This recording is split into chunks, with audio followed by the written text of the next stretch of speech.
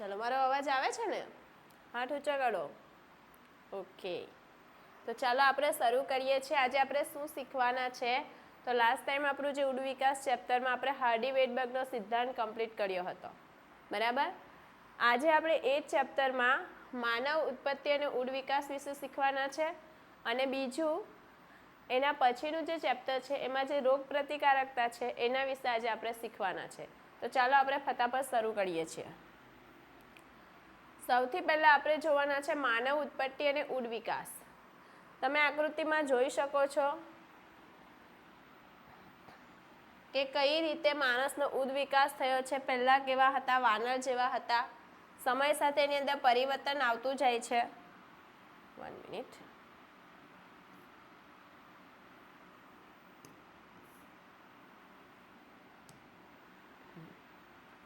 પહેલાં વાનર જેવા હતા, સમય સાથે પરિવર્તન આવતું જાય છે અને આપણે આજના આધુનિક માનવી છીએ જે કોમ્પ્યુટરનો ઉપયોગ અહીંયા કરી રહ્યા છીએ. તો વારાફરતી કયા કયા પ્રાઇમેટ સર્જાતા ગયા એક પછી એક અને આધુનિક માનવની ઉત્પત્તિ થઈ, તો એના વિશે આપણે આજે શીખવાના છે. તો ચાલો શરૂ કરીએ છીએ ફટાફટ.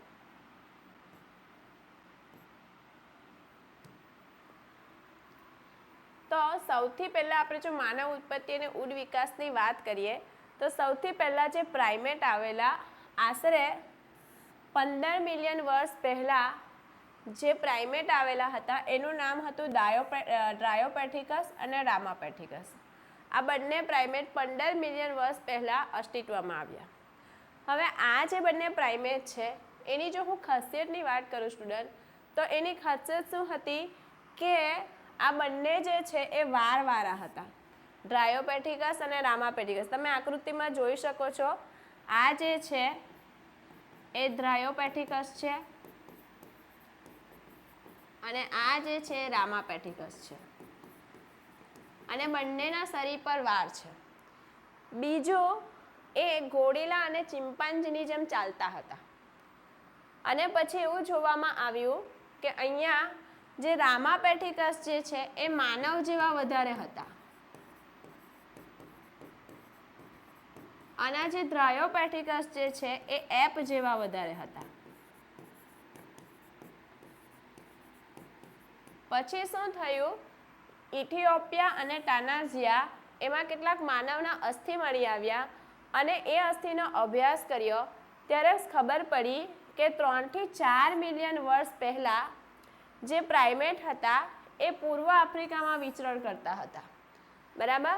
અને એમને જે લક્ષણની વાત કરીએ, જે પૂર્વ આફ્રિકામાં 3 થી 4 મિલિયન વર્ષ પહેલાં વિચરણ કરતા હતા, એ પ્રાઇમેટ જે છે એનું કદ જે છે એ 4 ફૂટથી વધારે ઊંચા ન હતા અને બીજું તે સીધા ચાલતા હતા.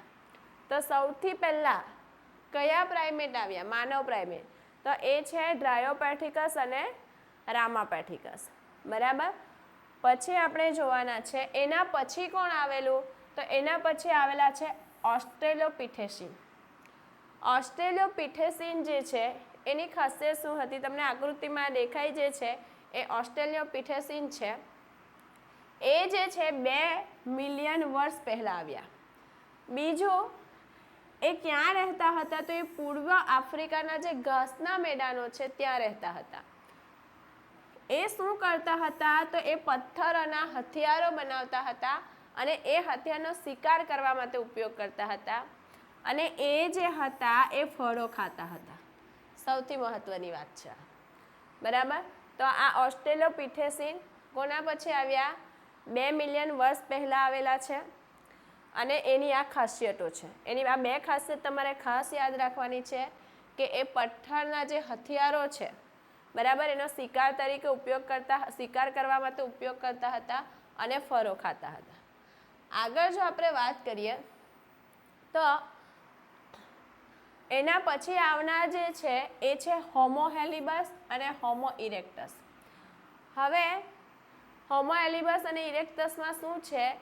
તો આપણને માનવ અસ્થિના અલગ અલગ અસ્થિ જોવા મળ્યા અને એના અલગ અલગ સ્વરૂપો જોવા મળ્યા.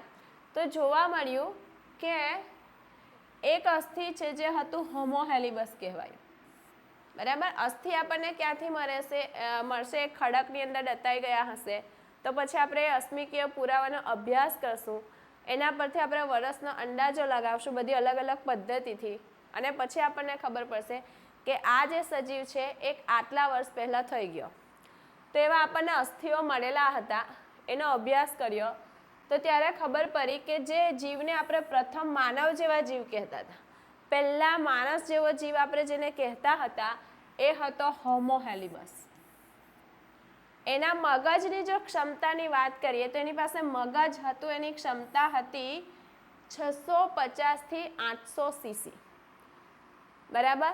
અને પછી 1800, અને બીજી વસ્તુ કે આ જે હતા, ખાસ ધ્યાન આપજો સ્ટુડન્ટ, આ જે હતા હોમો હેલિબસ એ માંસ ખાતા ન હતા, એ માંસાહારી ન હતા, એ ખાસ તમારે ધ્યાન આપવાનું છે.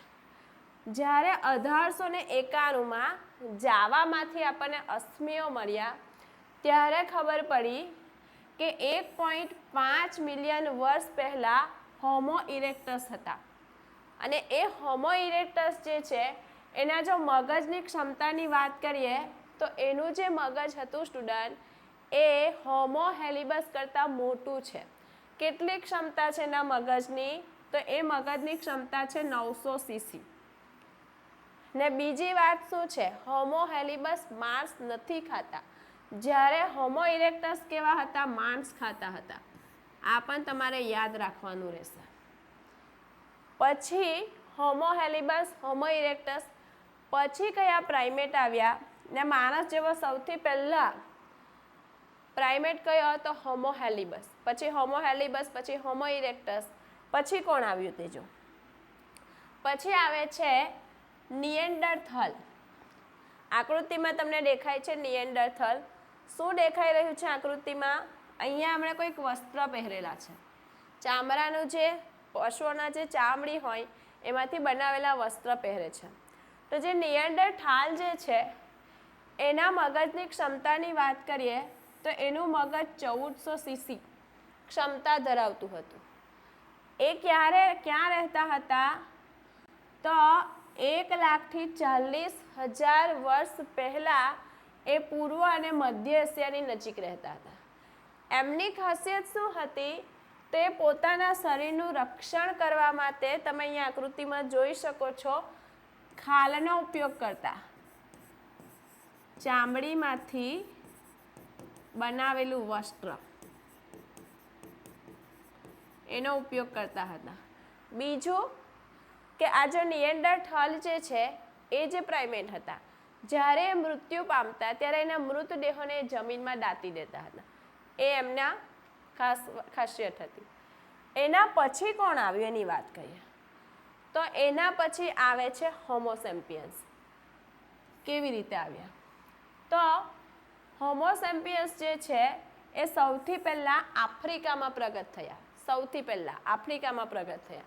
પછી એ ભિન્ન ભિન્ન સ્તરે સ્થળાંતરિત થઈ ગયા અને ત્યાં જઈને વિકસિત થયા, અને તેમાંથી વિકસિત થયા બધી અલગ અલગ જાતોમાં, અને તેમાંથી 75,000 થી 10,000 વર્ષ એટલે કે હિમયુગ દરમિયાન હોમો સેમ્પિયન્સમાંથી આધુનિક હોમો સેમ્પિયન્સ પ્રગટ થયા, જે આપણે છીએ. હવે આપણે જો વાત કરીએ તો આપણો જે ઇતિહાસ છે, તો ઇતિહાસમાં જે ગુફા કલાનો વિકાસ જો વાત કરીએ તે લગભગ એ પણ 18,000 વર્ષ જૂનો છે. ગુફા હતી, ગુફાની અંદર બધા અલગ અલગ મસ્ત ચિત્રકામ કરતા હતા, ને એનો અભ્યાસ કર્યો તો ખબર પડે છે કે એ 18,000 વર્ષ પહેલાં પણ આ કલા હતી, બરાબર. અને એ આપણને જોવા પણ મળી છે. ક્યાં? એ કલા પણ કોણે, એટલે ગુફાની અંદર જે મસ્ત બધા ચિત્રો ડ્રો કરેલા હતા એ ચિત્રો કોણે બનાવેલા હતા? એ માનવે બનાવેલા હતા. ને એના આપણી પાસે પુરાવા શું છે? તો મધ્યપ્રદેશની અંદર એક જિલ્લો છે જેનું નામ છે સાયસર. એના ભીમલકટ્ટા ખડકમાં એક ગુફા આવેલી છે જ્યાં આપણને આ ચિત્રો જોવા મળે છે, જે આપણને કહેવા માંગે છે કે માણસ પણ પહેલાં માણસમાં આ કલા હતી અને એ ચિત્ર બનાવતા હતા. 10,000 વર્ષ પછી અત્યારથી તે 10,000 વર્ષ પહેલાં કૃષિની શરૂઆત થઈ, ખેતીની કૃષિની શરૂઆત થઈ એટલે પછી માનવ વસાહતો શરૂ થઈ ગઈ અને ધીમે ધીમે ધીમે બધી વૃદ્ધિ તો થતી ગઈ પણ એની સાથે સાથે આપણી સંસ્કૃતિ જે છે એ ઓછી થતી ગઈ. તો આ છે આપણા માનવ ઉત્પત્તિ અને ઉડ વિકાસ. ચલો ફટાફટ આપણે એનો ક્રમ જોઈ લઈએ. સૌથી પહેલાં કોણ આવેલું? તો એ આવેલા છે ડ્રાયોફેટિકસ અને રામાપેથિકસ. એમાંથી કોણ આવ્યું? ઓસ્ટ્રેલોપિથેસીન. એમાંથી કોણ આવ્યું? હોમો હેલિબસ અને હોમો ઇરેક્ટસ. એમાંથી કોણ આવે છે? નિએન્ડરથલ અને નિએન્ડરથલમાંથી આવે છે હોમો સેમ્પિયન્સ અને હોમો સેમ્પિયન્સમાંથી કોણ આવ્યું? આધુનિક હોમો સેમ્પિયન્સ. તો આ ક્રમ તમારે યાદ રાખવાનો રહેશે, એક્ઝામમાં તે બહુ જ મહત્વનો છે. બરાબર. ચલો હવે આપણે એના એમસીક્યુ જોઈ લઈએ. ચલો પહેલો એમસીક્યુ છે માનવ ઉત્પત્તિ અને ઉડ વિકાસમાંથી. નીચેના પૈકી માનવનો સૌથી પૂર્વજ કયો છે? સૌથી આદિ પૂર્વજ. ડ્રાયોપેથિકસ અને રામાપેથિકસ એ બંને આપણા સૌથી આદિ પૂર્વજ છે. તો અહીંયા ડ્રાયોપેથિકસ દેખાતું નથી, માત્ર રામાપેથિકસ છે. તો આપણો જવાબ થઈ જશે બી. આગળ વધીએ. કોમેગ્રોન માણસ કોણ હતો? કોમેગ્રોન માણસ એવો માણસ હતો જે બધું જ ખાતો હતો. વનસ્પતિ પણ ખાતો હતો, પ્રાણીઓને પણ ખાતો હતો, પ્રાણીઓના રુધિરને પણ ખાતો હતો, એટલે આપણે એને કહીશું એ સર્વાહારી હતો. હોમો ઇરેક્ટસ જે છે એનું જીવશાસ્ત્રીય નામ શું છે? લખી લેજો સ્ટુડન્ટ, એનું નામ છે જાવા એપમેન. હોમો ઇરેક્ટસનું સાયન્ટિફિક નામ, જીવવિજ્ઞાન નામ, જેનું નામ છે જાવા એપમેન. આગળ વધીએ. પિથેન્કોપ્રસ અવશેષો પ્રથમ ક્યાં શોધ્યા? તો એ પહેલાં એના અવશેષો આપણને પ્રથમ જાવામાં મળેલા. હવે અહીંયા આપણે સાચો ક્રમ શોધવાનો છે એમસીક્યુમાં, જે અત્યારે મેં તમને કીધું. આ એમસીક્યુ એટલે સૌથી ઇમ્પોર્ટન્ટ એમસીક્યુ આવે જ છે મોટે ભાગે એક્ઝામમાં. તમારે મગજમાં ફિક્સ રાખવાનું, સૌથી આદિ પૂર્વજ ડ્રાયોપેથિકસ, રામાપેથિકસ. એના પછી આવ્યા કોણ આવ્યું? ઓસ્ટ્રેલોપિથેસીન. એના પછી કોણ આવ્યા? હોમો હેલિબસ, હોમો ઇરેક્ટસ. એના પછી કોણ આવ્યા? નિએન્ડરથલ અને પછી આવ્યા હોમો સેમ્પિયન્સ. ચાલો જોઈએ. ડ્રાયોપેથિકસ નથી, રામાપેથિકસ. આપણી પાસે બે ઓપ્શન બચે છે. રામાપેથિકસ પછી ઓસ્ટ્રેલોપિથેસીન હોવું જોઈએ. આમાં હોમો હેલિબસ છે એટલે આ નહીં આવશે. આપણો જવાબ એ થઈ જશે. હવે જો યુરોપ, એશિયા અને આફ્રિકામાં 1,40,000 વર્ષ પહેલાં માનવ જીવતા હતા. જેની ઊંચાઈ ઓછી હતી, એની પાપડ ભારે હતી, વધારે વારવાળી, પાછળના માથા હતા, મોટા દાંતવાળા જડબા હતા, શરીર એનું મજબૂત હતું અને એ વાંકા ચાલતા હતા. એવા કોણ હતા? તો એવા હતા નિએન્ડરથલ માનવ. તો આટલા એમસીક્યુ જે છે એ માનવ ઉત્પત્તિ અને ઉડ વિકાસના છે. હવે આપણો નવો ટોપિક શરૂ થાય છે, પ્રતિકારકતા. બરાબર. ચલો જોઈએ. 1 મિનિટ.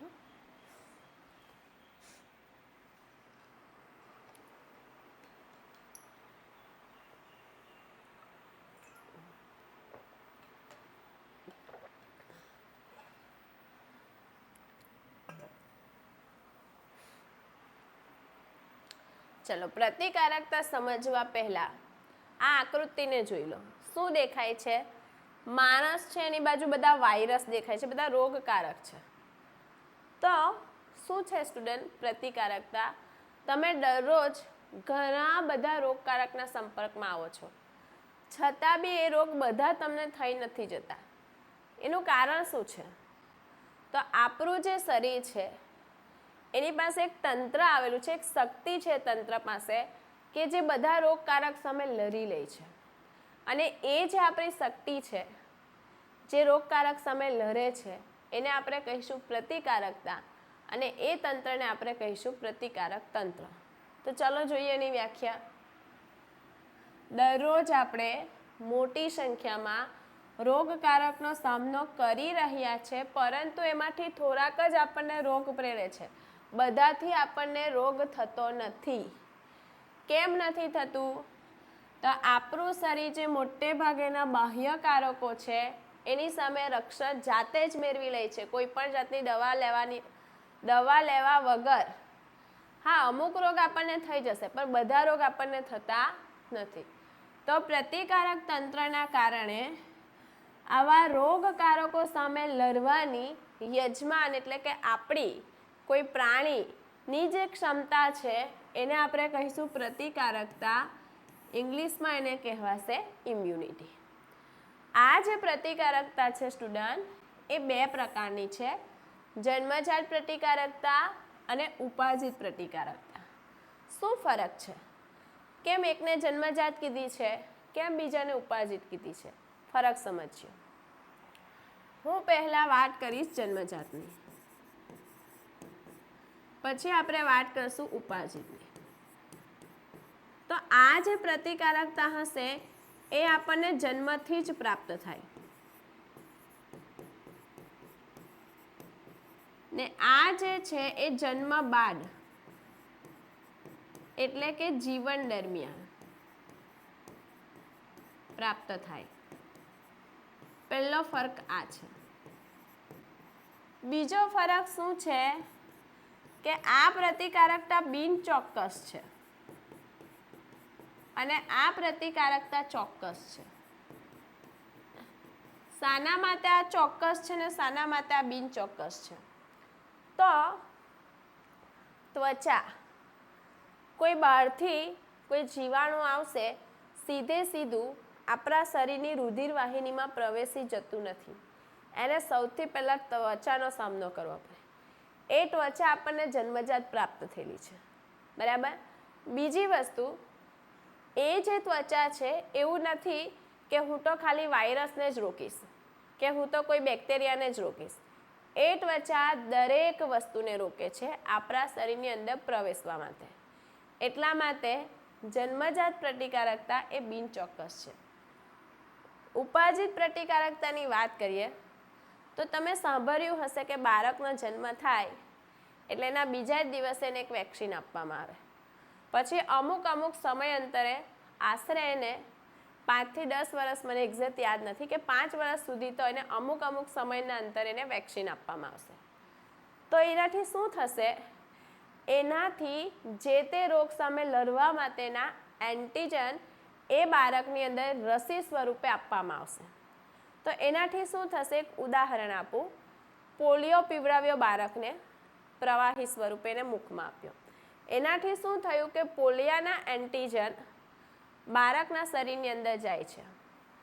હવે જ્યારે પોલિયાના રોગકારક એ બાળકના સંપર્કમાં આવે છે તો એના એન્ટીજન શરીરમાં ગયેલા છે એટલે બાળકની અંદર એની સામે લડવા માટેના એન્ટીબોડી બની ગયા છે.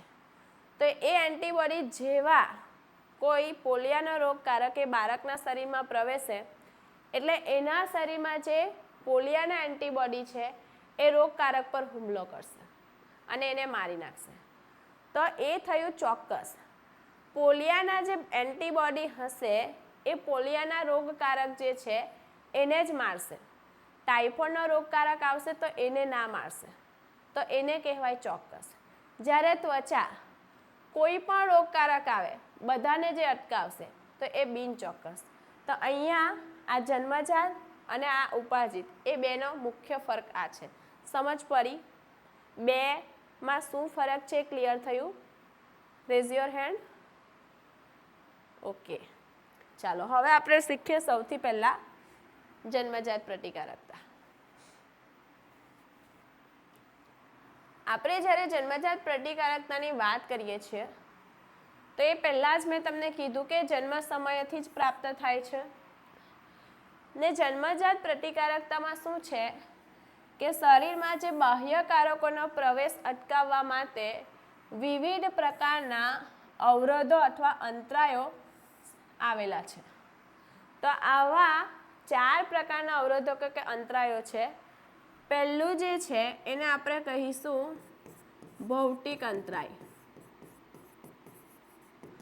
ભૌતિક અંતરાયમાં શું થશે? આ એ કોઈ જીવાણુ છે, આ કોઈ રુધિરવાહિની છે. તેને આ રુધિરવાહિનીમાં જવું છે, પણ એણે આ દિવાલને ક્રોસ કરવી પડશે. એક ભૌતિક અંતરાય ઊભો કરી નાખ્યો. આ સૂક્ષ્મ જીવાણુ એમને આની અંદર પ્રવેશી નહીં શકે. તે રીતે આપણા શરીરમાં ભૌતિક અંતરાય આવેલા છે. બીજા છે દેહધાર્મિક અંતરાય. આપણા શરીરમાં બધા જાત જાતના ઉત્સેચક આવેલા છે. અમુક એસિડ બને છે જે તે રોગકારક આપણા શરીરમાં પ્રવેશી તો જશે, પણ એને મારી નાખશે. તો એ છે દેહધાર્મિક અંતરાય. બીજું છે કોષ્ટાંતરીય અંતરાય. ત્રીજું, આ જે છે આપણા શરીરમાં અલગ અલગ પ્રકારના કોષ આવેલા છે જે ભક્ષક કોષ તરીકે કામ કરશે. કોઈ રોગકારક આપણા શરીરમાં પ્રવેશે તો એને મારી નાખશે. બીજું છે ચોથું કોષરસીય અંતરાય. કોષરસમાં કંઈક એવું બનવાનું છે કે જે બીજા કોષને ચેપ લગાડતા અટકાવશે. તો આ 4 અંતરાય છે જન્મજાત પ્રતિકારકતાના. દરેકને હવે આપણે વારાફરતી સમજીએ. ચાલો, સૌથી પહેલાં છે શારીરિક અંતરાય. તો હું સૌથી પહેલાં શારીરિક અંતરાયમાં વાત કરીશ ત્વચાની. ત્વચા કોઈ પણ વસ્તુ, કોઈ પણ રોગકારક આવે તેને આપણા રુધિરવાહિનીમાં સીધું પ્રવેશ કરવા દેતી નથી. તો ત્વચા એ આપણા શરીરનું સૌથી મહત્વનું ભૌતિક અંતરાય. એવી જ રીતે બીજી વાત કરીએ તો આપણા શરીરનું જે શ્વસન માર્ગ છે, એટલે કે અહીંયાથી આપણે હવા લીધી, શ્વાસ નરી, આ રીતે ફેફસામાં ફેલાશે. તો આ શ્વસન માર્ગ છે. તો એ શ્વસન માર્ગમાં અહીંયા આ રીતે રક્ષણાત્મક આવરણ આવેલું છે આખા શ્વસન માર્ગમાં, જે શાનું બનેલું છે? અઢીછડ પેશીનું. અને એ શ્લેષ્મા આવરણ છે.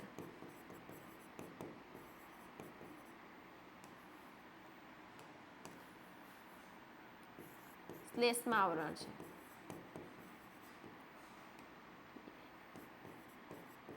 તો આ શું કરશે સ્ટુડન્ટ? કોઈ રોગકારક છે અહીંયા પ્રવેશી જશે. તો આ જે શ્લેષ્મા આવરણ છે એ ચીકણું શ્લેષ્માનો સ્ત્રાવ કરે. તે રોગકારક અહીંયા ભલે પ્રવેશી ગયું, આપણે જોરમાં શ્વાસ લીધો, પણ એ આગળ વધી નહીં શકશે, કારણ કે આ શ્લેષ્મા આવરણ છે એ શ્લેષ્માનો સ્ત્રાવ કરશે, જેમાં એ ચોંટી જશે, એટલે આગળ વહન પામી શકશે નહીં. તો આ રીતે એક ભૌતિક અંતરાય ઊભો થશે. એવી જ રીતે આપણો જે જઠર આંતરીય માર્ગ અથવા તો પાચન માર્ગ, તો એમાં પણ આ રીતે શ્લેષ્મા આવરણ આવેલું છે. જો કોઈ ખોરાકમાં કોઈ રોગકારક પ્રવેશી જશે, તે આગળ વહન પામે એ પહેલાં જે શ્લેષ્મામાં ચોંટી જશે, એટલે આગળ વહન પામી શકશે નહીં. એવી રીતે જે મૂત્રજનન માર્ગ, એટલે આ મૂત્રપીંડ, એમાંથી આ મૂત્રવાહિની આવે, મૂત્રાશયમાં મૂત્ર ભેગું થાય અને મૂત્ર નીકળે. તો આ જે મૂત્ર માર્ગ છે એમાં પણ આવું શ્લેષ્મા આવરણ આવેલું છે, જે શ્લેષ્માનો સ્ત્રાવ કરશે ને એ ચીકણું હશે, જેમાં રોગકારક ચોંટી જશે, આગળ વધી શકશે નહીં. તો આ રીતે આપણા શરીરમાં જન્મજાત પ્રતિકારકતા માટે આપણને ભૌતિક અંતરાયો અથવા ને કહેવાય શારીરિક અંતરાયો પ્રાપ્ત થયેલા છે. ચલો જુઓ, આપણી ત્વચા ભૌતિક અંતરાય છે. સૂક્ષ્મજીવોના પ્રવેશને અટકાવે છે. શ્વસન માર્ગ, જઠરાંતરીય માર્ગ અને મૂત્રજનન માર્ગના અસ્તરમાં આવેલ અઢીછડ પેશીનું શ્લેષ્મા આવરણ છે, જે શરીરમાં પ્રવેશતા સૂક્ષ્મ જીવાણુને અટકાવે છે. આ વાત થઈ ગઈ શારીરિક અંતરાય. હવે દેહધાર્મિક અંતરાયની આપણે વાત કરીએ તો એમાં પણ હું પહેલાં તમને એક ઉદાહરણ આપીશ. ત્વચા. ત્વચાની અંદર એક ગ્રંથિ આવેલી છે જેનું નામ છે પ્રસ્વેદ ગ્રંથિ, જે પરસેવાનો સ્ત્રાવ કરે. આ જે પરસેવો છે સ્ટુડન્ટ, એની અંદર એક એસિડ આવેલું છે જેનું નામ છે લેક્ટિક એસિડ. એવું કહેવાય છે તમારે તમારી સ્વચ્છતા રાખવા માટે હાથ પગ તો ધોવા જોઈએ, પણ સતત હાથ પગ ધોવાથી પણ ઘણીવાર તમને નુકસાન થઈ શકે. શું નુકસાન થઈ શકે? તો તમારી જે ત્વચા છે એમાં પ્રસ્વેદ ગ્રંથિ પરસેવાનો સ્ત્રાવ કરે, જેની અંદર લેક્ટિક એસિડ છે. લેક્ટિક એસિડ શું કરશે? રોગકારકોને મારી નાખે, એનું વિઘટન કરી નાખે. તો આપણે શું કરશું? હાથ પગ ધોયા કરશું, પરસેવો દૂર થશે, લેક્ટિક એસિડ દૂર થઈ જશે. રોગકારકને જે અટકાવતું હતું એને આપણે દૂર કરી નાખશું, તો એનાથી પણ એ રોગકારક આપણા શરીરમાં પ્રવેશી શકે. તો આ ત્વચામાં આ લેક્ટિક એસિડે જે અટકાવ્યું એ કહેવાય દેહધાર્મિક અંતરાય. એવી જ રીતે અહીંયા આ જે લાર છે, લાર અને આંખના અશ્રુ, એ બંને જે છે એ બંનેમાં એક ઉત્સેચક છે જેનું નામ છે લાઇસોઝોમ. એ જે લાઇસોઝોમ ઉત્સેચક શું કરશે? એ પણ ખાસ કરીને બેક્ટેરિયાને મારી નાખે. તો આ પણ એક દેહધાર્મિક અંતરાય થયો. એવી જ રીતે આ જે જઠર છે, જઠરમાં HCl નો સ્ત્રાવ થાય. એટલે અહીંયાની જો આપણે પીએચની વાત કરીએ તો અહીંયાની પીએચ છે એસિડિક. તો કોઈ રોગકારક છે મુખમાંથી અન્નનળીમાં જતું રહ્યું ને અન્નનળીમાંથી એ જઠરમાં પહોંચી જાય, પણ એને જઠરની અંદર એસિડિક પીએચનો સામનો કરવો પડશે, જે મોટે ભાગે એનો કોઈ કરી શકતા નથી અને એ રોગકારક ત્યાં જ મૃત્યુ પામશે. ત્રીજું, મૂત્ર જે છે એની પણ એસિડિક પીએચ છે, તો એનાથી પણ રોગકારક જે છે એ મૃત્યુ પામશે. તો આ બધા જે છે એ શું થશે? દેહધાર્મિક અંતરાય. તમે જોઈ શકો, જઠરમાં અમ્લ એટલે એસિડ, મુખની લાર અને અશ્રુ આમાં એક ઉત્સેચક તમારે યાદ રાખવાનું, બંનેની અંદર કયો ઉત્સેચક છે નોટ ડાઉન કરી લેજો, લાઇસોઝોમ. ને આ તમે ત્વચાનું ઉદાહરણ પણ દેહધાર્મિક અંતરાય તરીકે યાદ રાખી શકો છો. ચાલો આગળ વધીએ. હવે આપણે વાત કરવાના છે કોષ્ટાંતરીય અંતરાય. તો ખાસ કરીને આપણું જે રુધિર, એ રુધિરની અંદર આવેલા છે શ્વેતકણ. શ્વેતકણના અલગ અલગ પ્રકાર છે. અમુક જે છે ને આપણે કહીશું બહુકોષ કેન્દ્રીય શ્વેતકણ, ને અમુક જે છે એને આપણે કહીશું એક કેન્દ્રીય.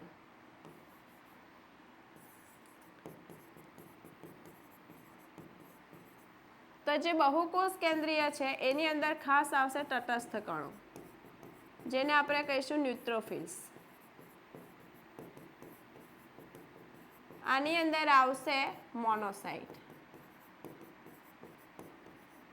તો સૌથી વધારે શ્વેતકણમાં જો સૌથી વધારે કયા કણનું પ્રમાણ છે? તટસ્થ કણનું 60 થી 65%. તો રુધિરની અંદર કોઈ રોગકારક પ્રવેશે છે તો શ્વેતકણના આ બે જે કણ છે એ રોગકારક પર હુમલો કરશે અને એનું ભક્ષણ કરી નાખે, એટલે આ બંનેને આપણે ભક્ષક કોષો કહીશું. તમે આકૃતિમાં જોઈ શકો છો, આ છે તટસ્થ કણો અને આ છે મોનોસાઇટ, જે રુધિરમાં રોગકારક સામે રક્ષણ આપશે. એવી જ રીતે આપણા શરીરમાં એક બીજું આવેલ છે લસિકા તંત્ર, જેમાં લસિકા વહન પામે. તો એ લસિકામાં હશે લસિકા કોષો, અને એ લસિકા કોષોમાં ખાસ એક કોષ છે નૈસર્ગિક મારક કોષ. તો આ નૈસર્ગિક મારક કોષ શું કરે? આ બંને કોષ ભક્ષણ કરી જાય છે અને ખાઈ જાય છે રોગકારકને. આ શું કરશે? સીધા રોગકારકને મારી નાખે.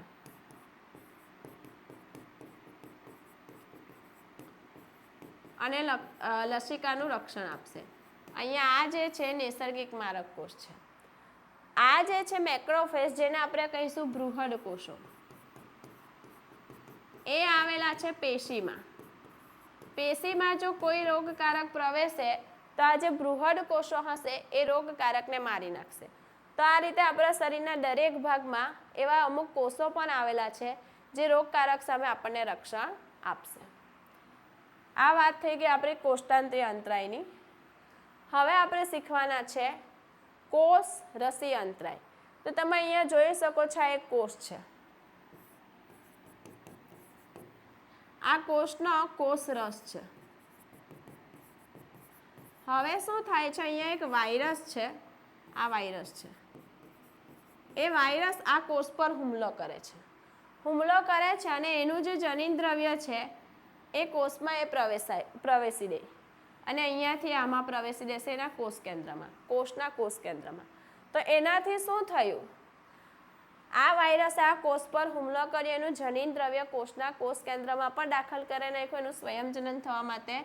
તો આ કોષ તો ચેપગ્રસ્ત થઈ ગયો, પણ આ કોષ શું કરશે, બીજાનું એ સારું વિચાર છે, ભલે મને નુકસાન થઈ ગયું, મારે બીજાને નુકસાન થવા દેવું નથી. તો એ શું કરશે, આ જે કોષ જે ચેપગ્રસ્ત થયો તે એક પ્રોટીનનો સ્ત્રાવ કરશે, જે પ્રોટીનને આપણે કહેવાના છે ઇન્ટરફેરોન. એ ઇન્ટરફેરોનને એની નજીકના આવેલા કોષમાં આ રીતે મોકલી આપશે. તમે અહીંયા જોઈ શકો, અહીંયા મોકલી આપે છે. તો હવે આ ઇન્ટરફેરોન, આ કોષને હજુ ચેપ લાગ્યો નથી, ત્યાં ઇન્ટરફેરોન આવી ગયા. હવે જો કોઈ વાયરસ અહીંયા આવશે આને નુકસાન પહોંચાડવા અને એનું જનીન દ્રવ્ય કોષરસમાં છોડે, જેવું એ કોષરસમાં છોડશે એટલે આ ઇન્ટરફેરોન એ વાયરસના જનીન દ્રવ્યના ટુકડા કરી નાખશે, એટલે એ વાયરસ આ કોષને નુકસાન પહોંચાડી શકશે નહીં. તો આ જે થયું એને કહેવાય કોષરસીય અંતરાય. જો વાયરસગ્રસ્ત કોષો ઇન્ટરફેરન કહેવાતા પ્રોટીનનો સ્ત્રાવ કરે, જે અન્ય બિનચેપી કોષોને વાયરસના ચેપથી રક્ષણ આપશે. સમજ પડી? ઓકે. તો આપણે કઈ પ્રતિકારકતા શીખ્યા સ્ટુડન્ટ?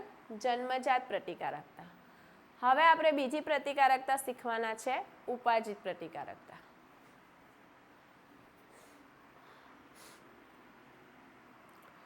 તો મેં અત્યારે તમને સમજાવી દીધું પહેલાં તો કે ઉપાર્જિત પ્રતિકારકતા શું છે. નાના બાળકને આપણે વેક્સિન આપી, હવે એ રોગકારક સામે લડશે તો એની ઉપાર્જિત પ્રતિકારકતા. એવી રીતે બીજી રીતે ઉપાર્જિત પ્રતિકારકતા શું છે, એવું તો થવાનું નથી કે આપણને જીવન દરમિયાન કોઈ રોગ નથી થવાનો, બરાબર ને, કંઈક ને કંઈક તો રોગ થાય છે. તો તમને કોઈ રોગ થાય છે, કોઈ રોગકારક તમારા શરીરમાં પ્રવેશે છે પહેલી વાર એ રોગકારક એ તમારા શરીરમાં પ્રવેશ, આ રીતે તમારા કોષમાં કોઈ રોગકારક છે તે આ રીતે પ્રવેશે તો એ રોગકારક શું કરશે, એનું એન્ટીજન હશે,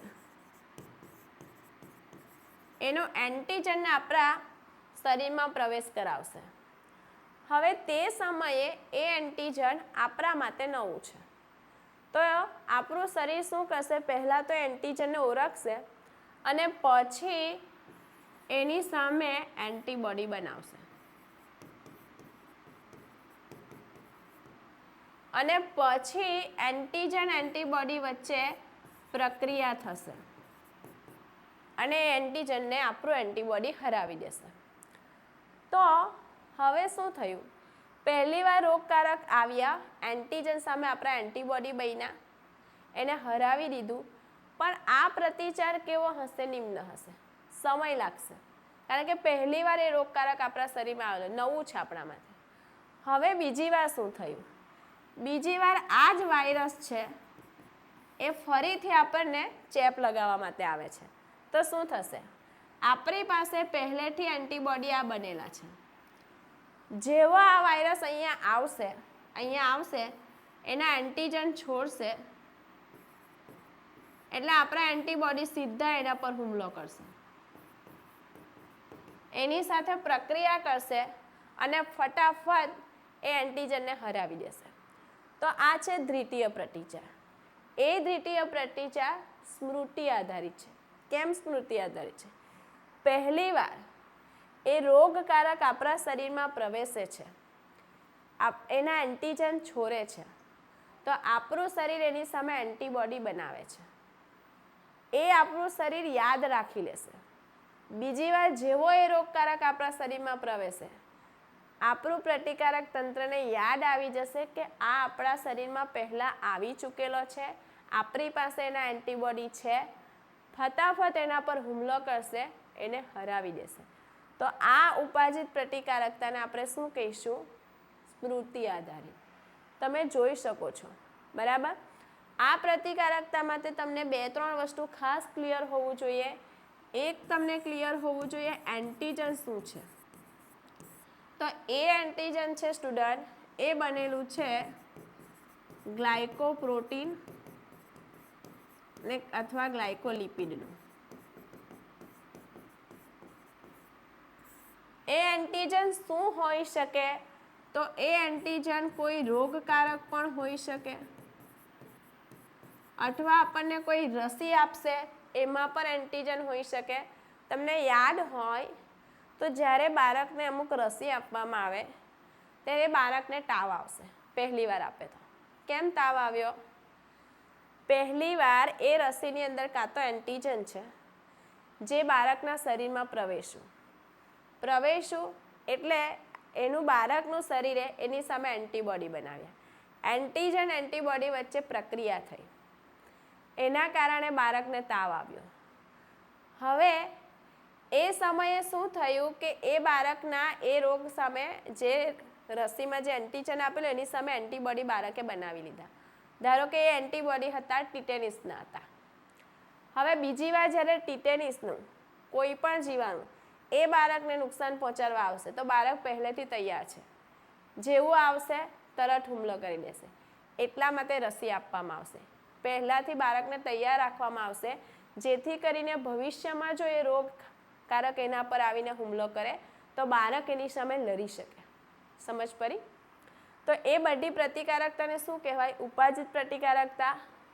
એ એન્ટીજન શું હોઈ શકે? તો કોઈ રોગકારક હોઈ શકે, કોઈ કોષ પણ હોઈ શકે કે કોઈ સજીવનો ભાગ પર હોઈ શકે, ને એ હશે ગ્લાયકોપ્રોટીન કે ગ્લાયકોલિપિડનો. એન્ટીજનનું કામ શું છે? એ એન્ટીજન એન્ટીબોડી બનાવશે. એન્ટીબોડી એમને શરીરમાં નહીં બની જશે, એના માટે એન્ટીજનને દાખલ કરશું પછી એન્ટીબોડી બનશે. તો એનું કામ આ છે. આ વસ્તુ ખબર હોવી જોઈએ. બીજું ખબર હોવી જોઈએ એન્ટીબોડી શું છે, જે આપણે આગળ હું તમને શીખવવાની છું. ત્રીજી વસ્તુ, આમાં આપણી પ્રતિકારક તંત્ર માટે આપણને 2 કોષો ફાળો ભજવે છે, બી લસિકા કોષો અને ટી લસિકા. આટલું ક્લિયર હોવું જોઈએ. ચલો હવે આપણે થિયરી જોઈ લઈએ એનસીઈઆરટીની. ઉપાજિત પ્રતિકારકતા વિશિષ્ટ છે, મેં તમને કીધું. પોલિયાનું જો આપણા શરીરમાં રોગકારક મતલબ પોલિયાનું જે એન્ટીજન છે, એન્ટીબોડી આપણા શરીરમાં બનેલા છે, તો એ પોલિયાના એન્ટીજન સામે જ લડશે, ટાઇફોઇડના સામે ના લડશે, એટલે એને કહેવાશે વિશિષ્ટ. સ્મૃતિ આધારિત છે. પહેલી વાર રોગકારક પ્રવેશે છે તો એને યાદ રાખી રહી છે કે આ પહેલી વાર આવેલું, બરાબર. જો જ્યારે આપણું શરીર પહેલી વાર કોઈ રોગકારકના સંપર્કમાં આવે છે ત્યારે તે પહેલો પ્રતિચાર આપશે અને એ નિમ્ન તીવ્રતાનો હશે, બરાબર. એને આપણે પ્રાથમિક પ્રતિચાર કહીશું. બીજી વાર જ્યારે રોગકારકનો સામનો થશે શરીરનો ત્યારે ઉચ્ચ તીવ્રતાનો અથવા એને દ્વિતીય કે સ્મૃતિ આધારિત અનિયમિત પ્રતિચાર કહેવાય, બરાબર. આનો અર્થ શું થાય? આપણો જે શરીર છે એને પહેલા હુમલાની સ્મૃતિ હતી, એને યાદ હતું કે પહેલી વાર રોગકારક આવી ચૂકેલો છે. આ બંને જે પ્રતિચાર છે, પ્રાથમિક અને દ્વિતીયક પ્રતિચાર, એ આપવા માટે 2 કોષ જવાબદાર છે, બી લસિકા કોષો અને ટી લસિકા કોષો, અને બંને કોષો રુધિરમાં આવેલા છે. તો આ વાત થઈ ઉપાજિત પ્રતિકારકતાની. હવે હજુ પણ આપણી ઉપાજિત પ્રતિકારકતા જ આગળ વધે છે, પણ આ એની મેઇન થિયરી. કોને કહેવાય પ્રાથમિક પ્રતિચાર, કોને કહેવાય દ્વિતીયક પ્રતિચાર, કેમ આપણે એને સ્મૃતિ આધારિત કીધું છે? ખ્યાલ આવ્યો આ વાતમાં બધાને? માઇન્ડ ક્લિયર થયું? ઉપાજિત પ્રતિકારકતા શું છે?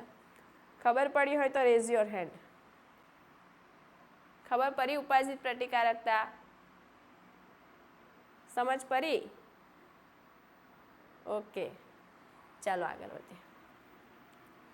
હવે આપણે શીખવાના છે એન્ટીબોડીની રચના. તો પહેલાં તો આપણે જોઈ લઈએ કે એન્ટીબોડી કોણ બનાવશે.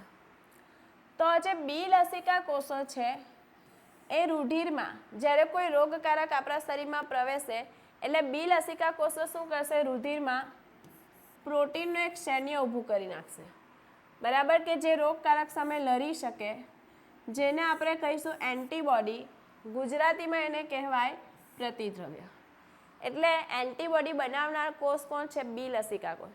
કોઈ રોગકારક આવે છે, બી લસિકા કોષ એકદમ સક્રિય થઈ જાય છે, પ્રોટીનનું એક સેના ઊભી કરી નાખે છે, ને એ જે સેના છે એટલે એન્ટીબોડી. ટી લસિકા કોઈ કોષ એન્ટીબોડી બનાવતા નથી, ટી કોષો, પણ એ બી કોષોને મદદ કરશે, એટલે એને હેલ્પર ટી કોષો પણ કહેવામાં આવશે. હવે આપણે જો એન્ટીબોડીની રચનાની વાત કરીએ સ્ટુડન્ટ, તો એન્ટીબોડીની રચના છે જેમાં આ બે જે છે એ ભારે શૃંખલા છે, જેને ઇંગ્લિશમાં આપણે કહીશું હેવી ચેન. આ બે જે છે હલકી શૃંખલા છે, જેને ઇંગ્લિશમાં આપણે કહીશું લાઇટ ચેન.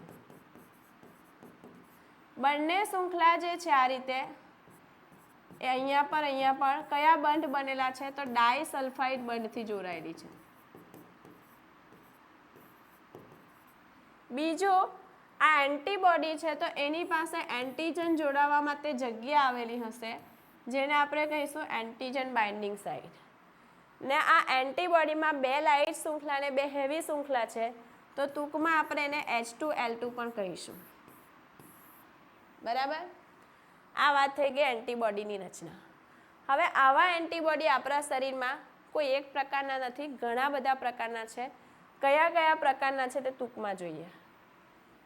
એક છે IgA, બીજું છે IgD, ત્રીજું છે IgE, IgG, IgM, આવી રીતે ઘણા બધા પ્રકારના છે. જો હું IgAની વાત કરું તો એનું કામ શું છે સ્ટુડન્ટ, 1 મિનિટ, એ શું કરશે, આપણી શરીરની બાહ્ય સપાટીનું રક્ષણ કરશે. શરીરની બાહ્ય સપાટી અને શ્લેષ્મા સ્તરનું રક્ષણ કરે પ્રતિકારકતા માટે.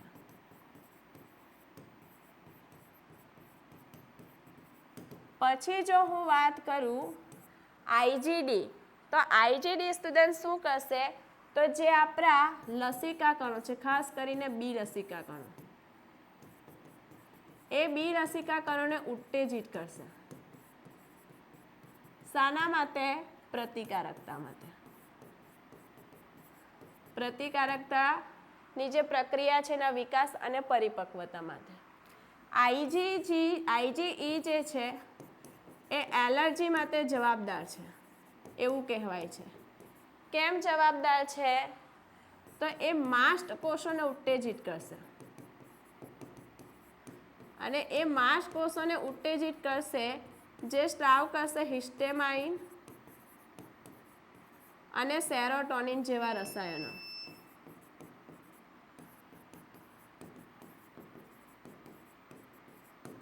આવા રસાયણો સ્ત્રાવ કરશે જે એલર્જી સામે આપણને રક્ષણ આપશે.